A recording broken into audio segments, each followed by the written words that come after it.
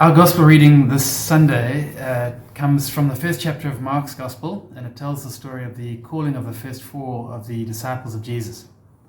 Imagine you were there that day. Imagine you were a member of the family of Simon or Andrew, James or John.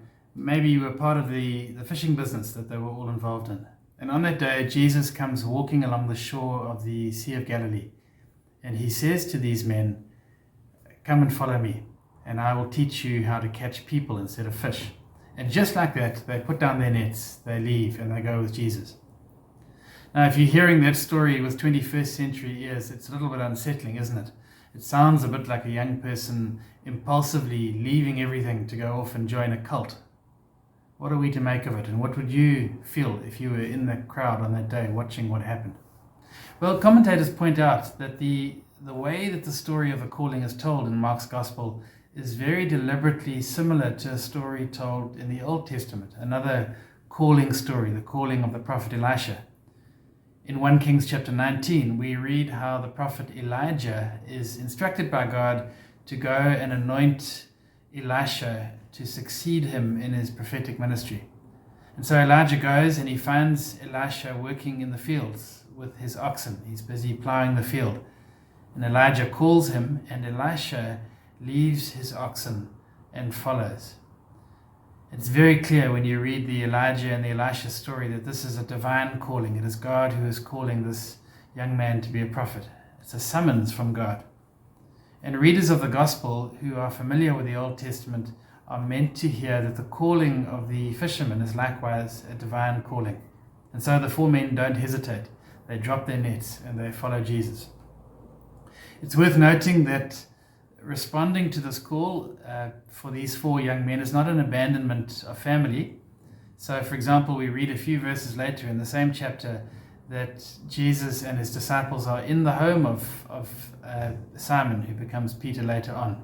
And they're having a meal together, and in fact, Jesus heals Simon's mother-in-law, who has a fever on that day. Over the next period, Simon's home will be a base of operations for the disciples and Jesus, and he remains very much connected to his family through this time that he's a disciple of Jesus.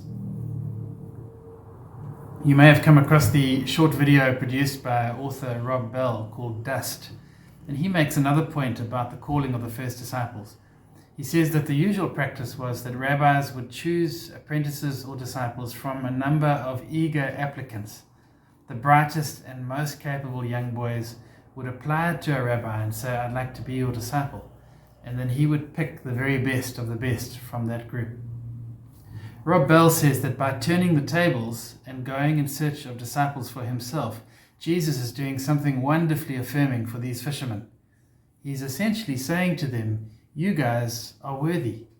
You're the ones that I want. Come follow me. You're the best of the best." No wonder they dropped everything and came. There is a cost though, isn't there? The fishermen leave their nets, and Elisha leaves his oxen and his field. They embark on a brand new way of living, and their life's work is forever different. German author and pastor Dietrich Bonhoeffer has written extensively about the cost of discipleship. We mustn't underestimate it, he says. And yet, as Jesus reminds us elsewhere in the Gospels, in the parable of the pearl of great price, even if we are asked to give up everything for the kingdom, we're still getting a bargain. In the parable, the man who sold everything to buy the pearl was still delighted with his purchase. And although they have their ups and downs in the Gospels, we sense that the same is true of the disciples.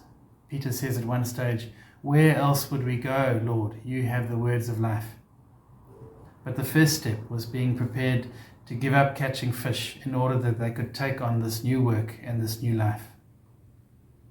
And so how does the story land for you today? What are the nets that you've been called to put down? What is the new thing that Jesus is calling you into? Amen.